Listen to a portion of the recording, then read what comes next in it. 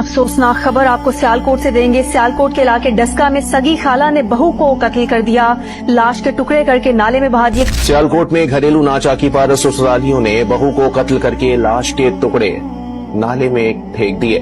ظلم کی انتہا، سسرال والوں نے 7 ماہ کی حاملہ بہو کو قتل کر دیا، لاش کے ٹکڑے کر کے 2 بوریوں میں بھر کر نہر میں پھینک دیے۔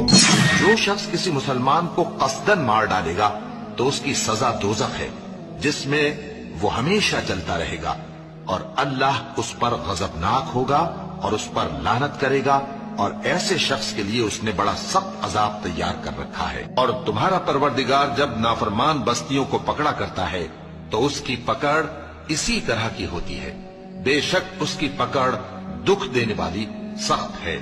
اور تم سے پہلے ہم کئی امتوں کو جب انہوں نے ظلم کیا ہلاک کر چکی ہیں، اور ان کے پاس پیغمبر کھلی نشانیاں لے کر آئے، مگر وہ ایسے نہ تھے کہ ایمان لاتے۔ ہم گناہگاروں کو اسی طرح بدلہ دیا کرتے ہیں۔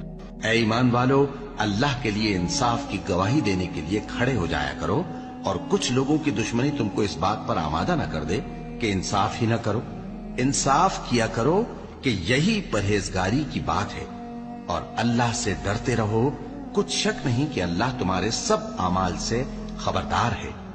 جو لوگ ایمان لائے اور نیک کام کرتے رہے، ان سے اللہ نے وعدہ فرمایا ہے کہ ان کے لیے بخشش اور اجر عظیم ہے۔